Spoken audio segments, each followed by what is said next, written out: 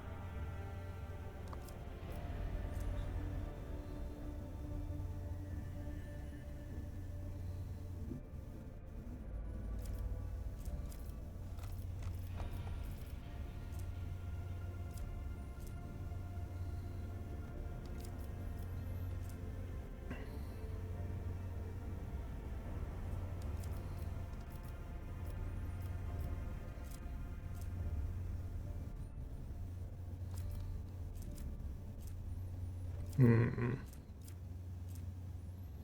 gonna go with that first.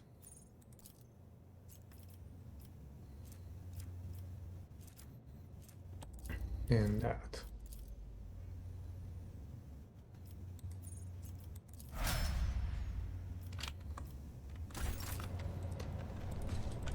And now let's see about going further. We still have to freaking find an engine seer, patch up the holes for them, or put the ship back together enough for it to not be a gigantic hole in space. Okay, the vessel stands ready. Oh Lord, Captain. Okay.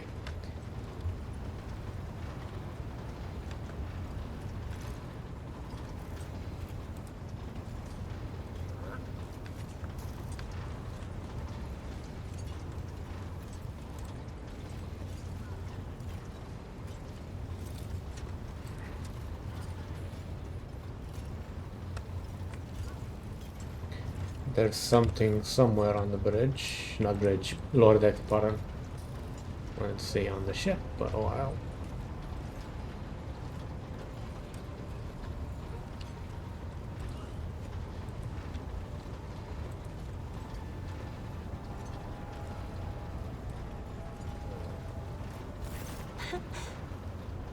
Words cannot describe how boring the bridge is without our stimulating conversations.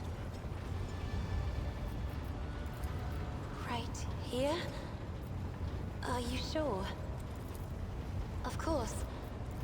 As the only voice of our family on this vessel, it is an honor. As long as your questions are courteous, I will answer every one of them. You are shrewd indeed. My ancestor charted that route while fleeing the enemies of humanity.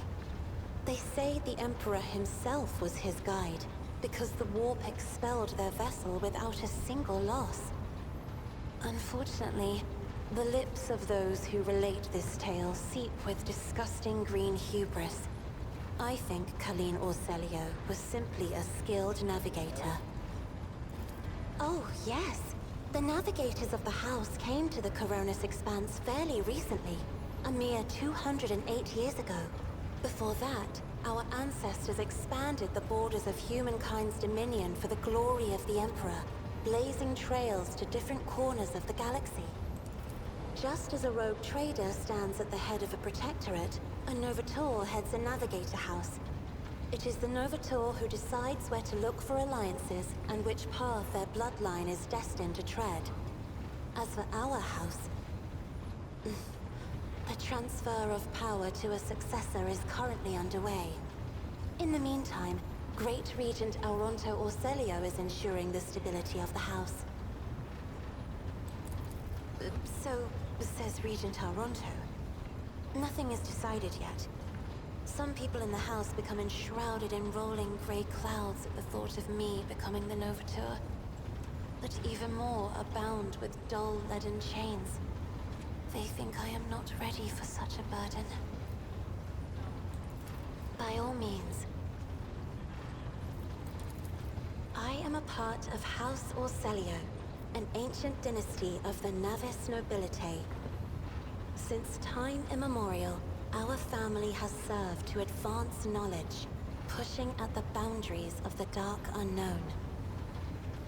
The Starway Atlas contains 2,843 routes that chart the sectors of the Segmentum Obscurus and reach all the way from the Coronis Expanse to Holy Terra, and uniting the Imperium's thousands of worlds.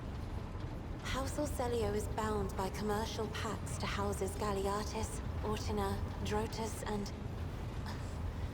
There is a dark blue knot tightening on your neck, Lord Captain. I can see my reply is not satisfying your thirst for knowledge. What is it you desire to... You will? That would be most appreciated, Lord Captain. Hardly. According to the chronicles of the house, I was born on one of the Orselio worlds. Oh, what was it? Please forgive me, Lord Captain. My childhood memories are too vague. Sometimes I dream about the colorful birds that built their nests in the garden, or the servants dressed in purple livery, or the blue fog that rolled over the lowlands behind the palace.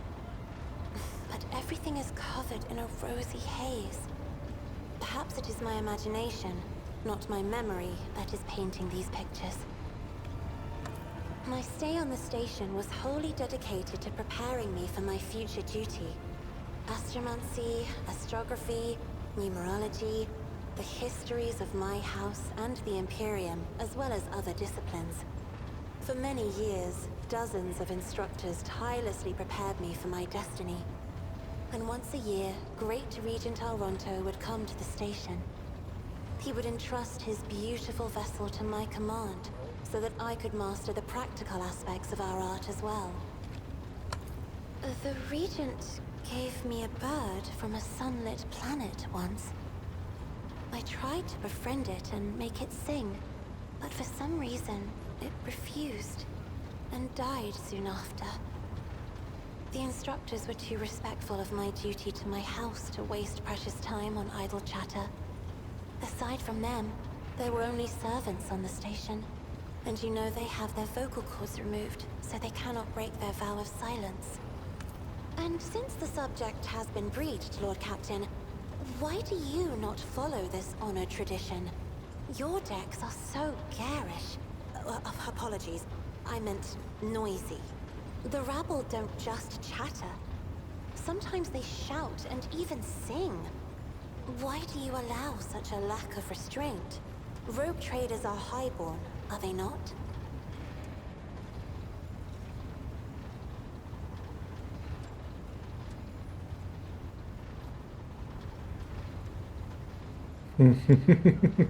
It goes from hardcore to yeah.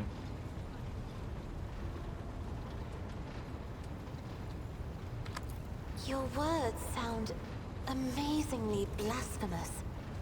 If a ruler's duty dictates the need for violence, would dispensing it not be their responsibility?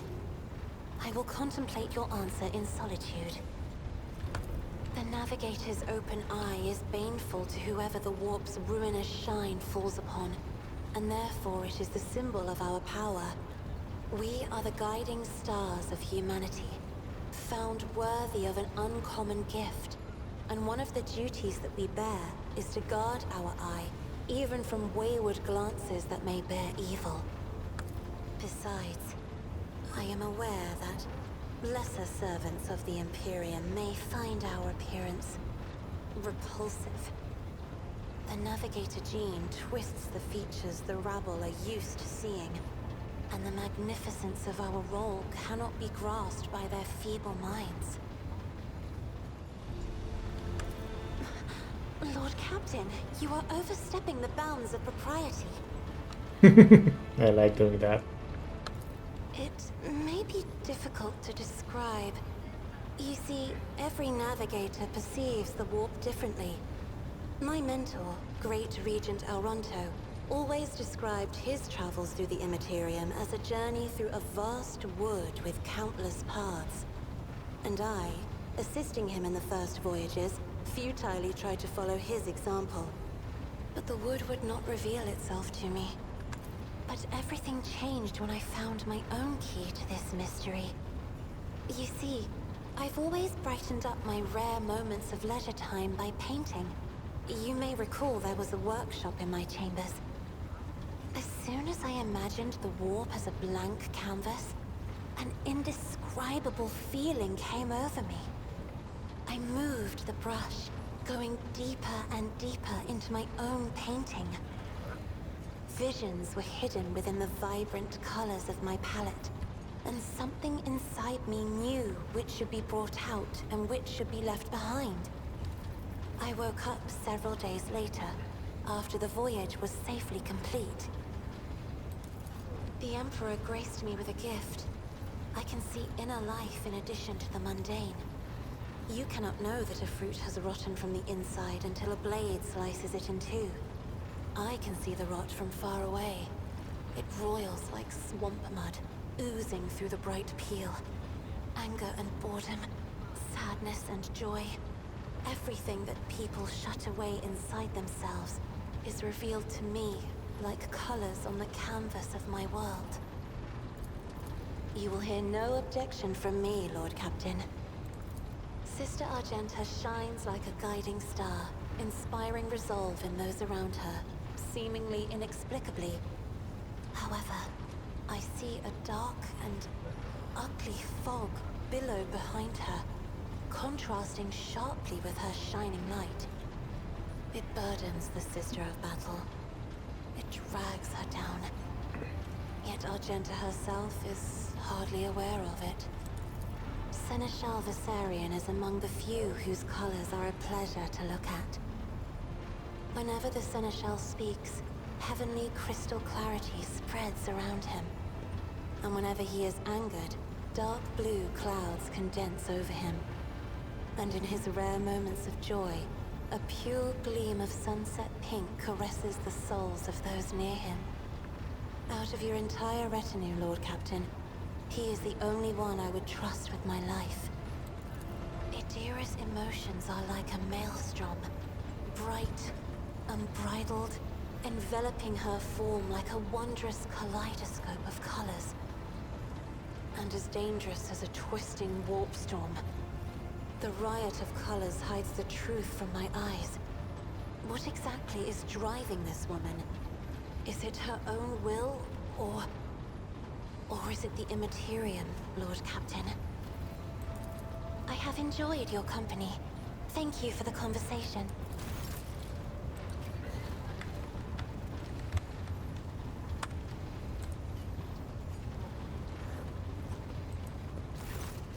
Rogue Trader. I indeed have a request, Rogue Trader.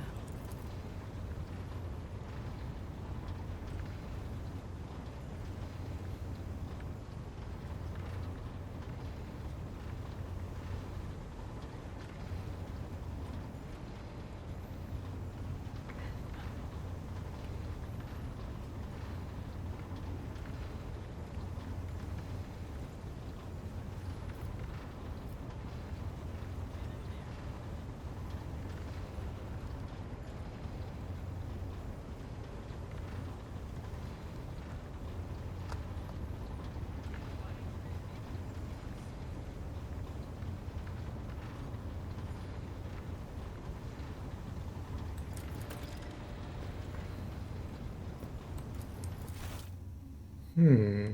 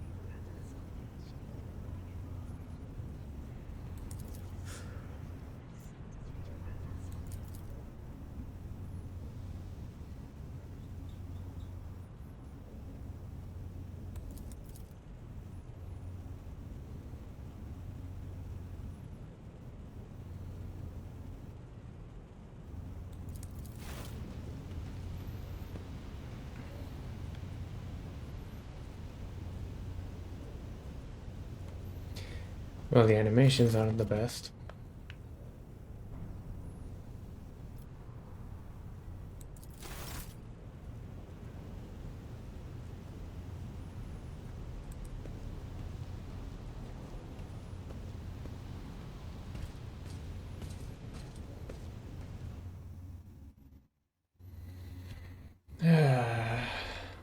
Kids.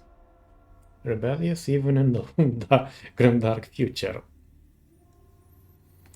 And again, that's how chaos tends to take root. But yeah, I don't think he'll be a problem.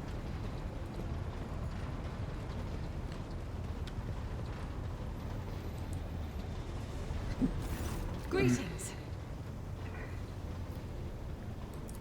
Gladly, there are none more faithful to the God Emperor than my sisters. We fight against his enemies by the will of the Holy Ecclesiarchy. We... I beg your pardon, rogue trader. Here I am talking about what every lesser noble in the Imperium knows. So what exactly are you interested in hearing about? It is. The Sisters of Battle are a fire lit by the God Emperor. They are the echo of his voice that travels through the dark expanses of the universe. We bring his wrath to heretics, mutants, and other enemies of humanity. We protect the faithful from the unholy and unhallowed. Sometimes with words, more often than not with a bolter. Even the novices, the Adeptus Sororitas, are drawn from among the most worthy. Those who have taken the vows and become a full-fledged sister are the best of the best, tested by trials of body and spirit. Yes, there have been cases when a sister stumbled or showed weakness. But do not expect to hear a story. Each such occurrence is a great tragedy for us all. Light cannot bear the smallest speck of darkness within. And thus those who have trespassed or shown weakness of spirit are given a chance at redemption. They are called Sisters Repentia, and may the enemy tremble before her, for nothing can stop a sister of battle who yearns to be cleansed of fault and weakness. Wearing nothing but robes, no armor, eviscerator in hand, those sisters who have once faltered find repentance on the battlefield. Their lives are seldom long, but a death in the name of purgation is a better fate than to live with a shadow in one's soul. Once I had completed my novitiate, I was sent to the Calixian branch of the Order of Our Martyred Lady, assigned to the Order's Pronatus. The Order's mission is vital and noble. The Sisters Pronatus protect great relics of the Imperium. We guard them, preserve them, escort them when they are brought onto the battlefield or presented for pilgrims to venerate. And we seek out the relics that have been lost. Neither a coven of heretics nor the most wicked death world can deter Sisters Pronatus when their goal is to return a piece of the great legacy of the Imperium into the hands of the faithful. Don't let the name deceive you. The Order's militant trains sisters to march onto the battlefield as an army. That does not make sisters who belong to the non-militant orders timid and helpless. Both the solace-bringing Sisters Hospitaller and the enlightened Sisters Dialogus know how to greet enemies of humanity. Their dialogue with heretics is usually quite short, with the last word being a bolter discharge. And my order has all the more reason to be known for the martial prowess of its sisters. We are the keepers of the Imperium's relics. What would become of our blessed hero's legacy if the Sisters Pronatus could not protect it? The Order sent me to Footfall. My undertaking was to assist the local priesthood of Drusians in caring for a sacred reliquary that had been there since the time of Parson Mr. Wayne, the station's founder.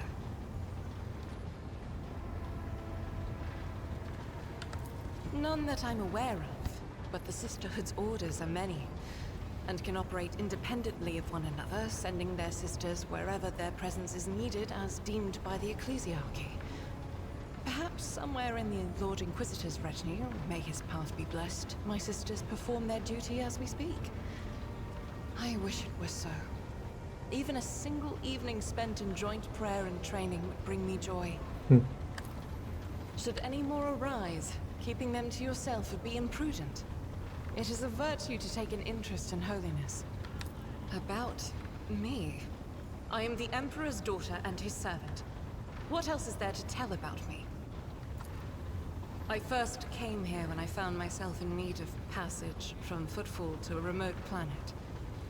But I imagine what interests you is not that first journey, but rather what brought me aboard prior to the pirate attack. That story is complicated. It just so happened that I made a mistake. In a moment of laxity, I was ambushed by the accursed followers of the archenemy. I was badly wounded. Lady Theodora came to my aid and brought me aboard her ship, while her crew attended to me in my weakened state. It all happened not too long ago. I barely recovered from my wounds when the pirates struck. Truly, the servants of evil know no rest. There is no place where we can be safe from their machinations. Sadly, they did not. Lady Theodora was in a hurry and chose not to stay on the planet. Her people took me to a ship while I was unconscious, and when I came to my senses, we were already flying away. How I pray to come face to face with those heretics once more, and it's bound to happen someday. It happens even to the best of us. My mistakes are my burden to bear. I'll find a way to atone for them. On one of the recently discovered planets in the Expanse, no one suspected that it had already been tainted by the filth of heresy. Had I known it beforehand, of course I would have been on my guard. The path to that planet was lost. All the knowledge is gone, along with the previous navigator. It would take immense effort and resources to rediscover the route. The heir to the von Valanci's protectorate must have plenty of other issues to deal with right now. Perhaps later, when the skies above our heads have cleared.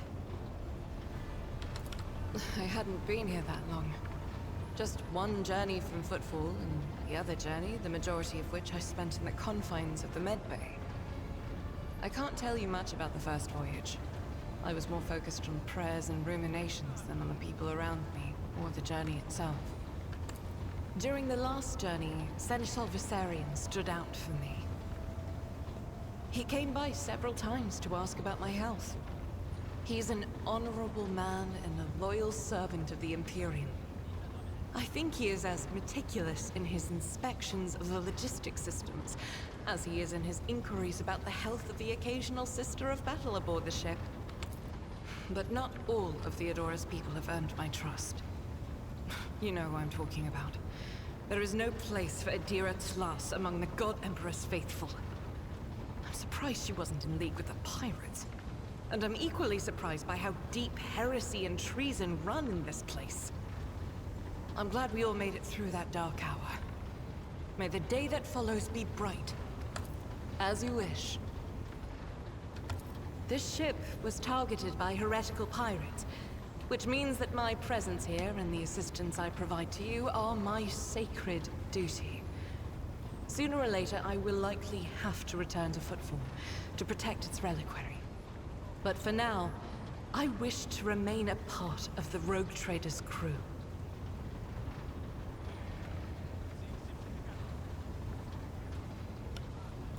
Those are very courteous words, Rogue Trader. Thank you, both for your words and your hospitality.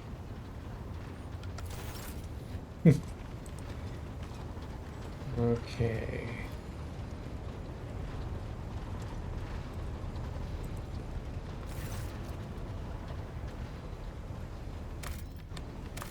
Let's actually give it a save, so...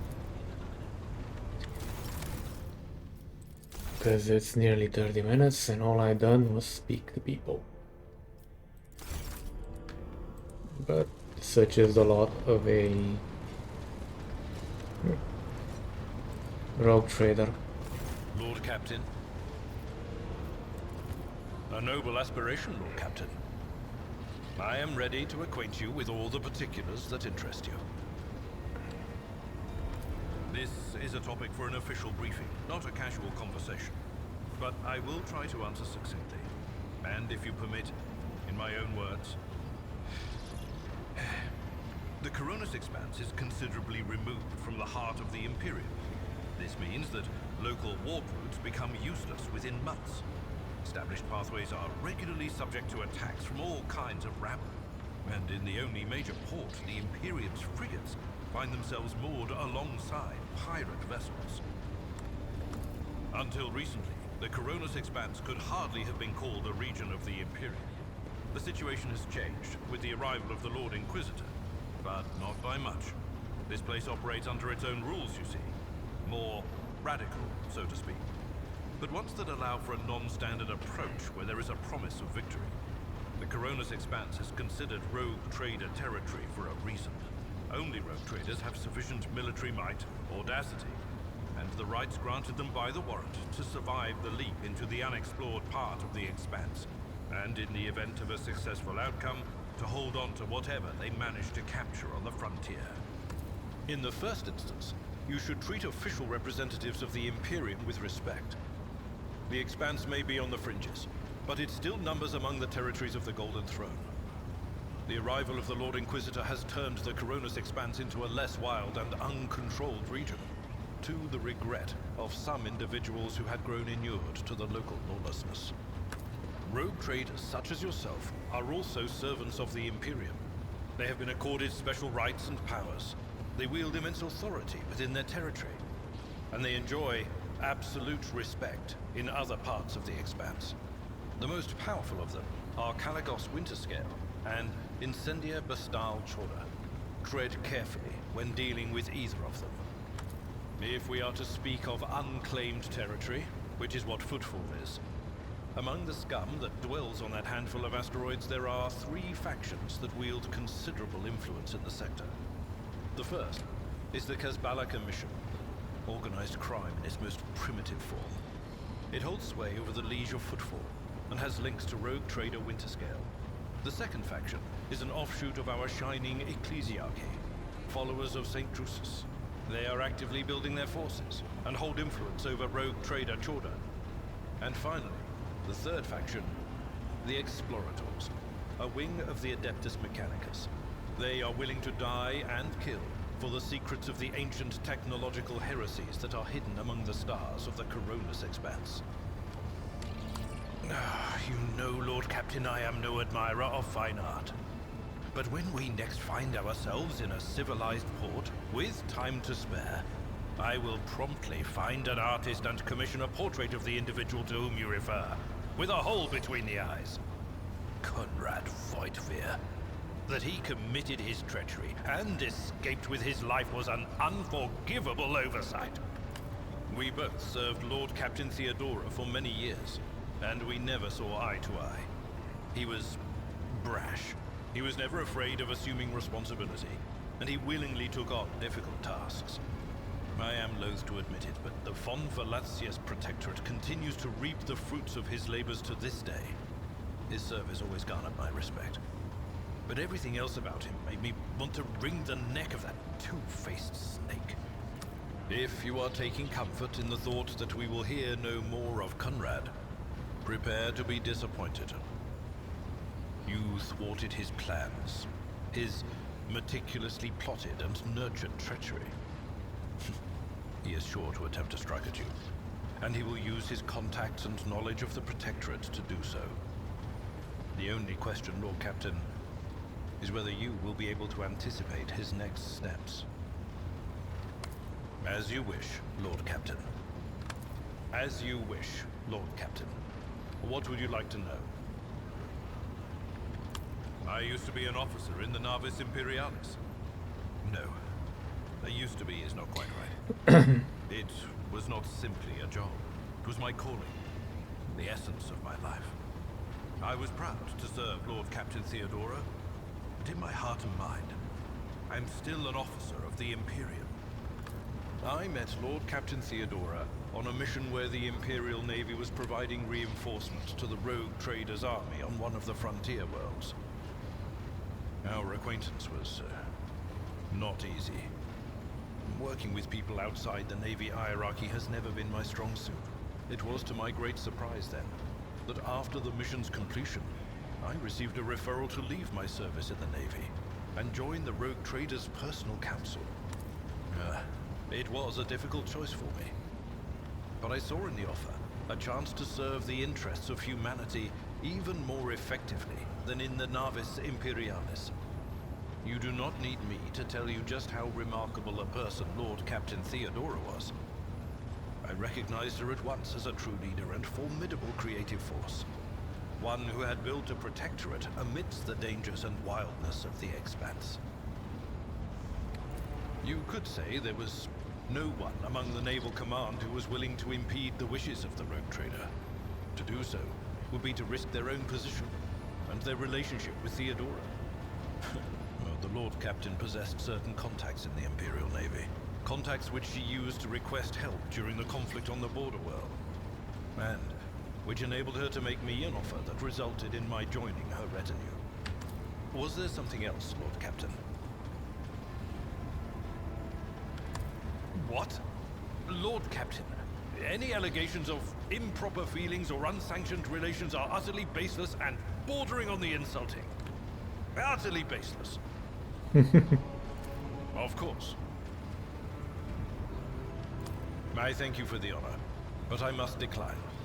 As a former military officer, I believe in the importance of order in all things, including the chain of command. You are the Lord Captain, my direct superior. I am not prepared to address you in any way other than as regulation dictates. Lord Captain. Okay, we're gonna end it right now, ladies and gentlemen. We'll see next time where we drop off, because we are going to drop off somewhere. Catch you guys and gals then. Thank you for watching, or more precisely surviving up until this point, because guys know the editing's kinda interesting and my voice has a melodic tone to it. If you like what you saw, feel free to hit the subscribe button, like button. It does help out the statistics of the channel, gets more visible, you know, stuff like that. And to be honest, at one point I would like to actually make this a job so I can do better content with better quality, more games, more coverage, you know, stuff like that. Take care.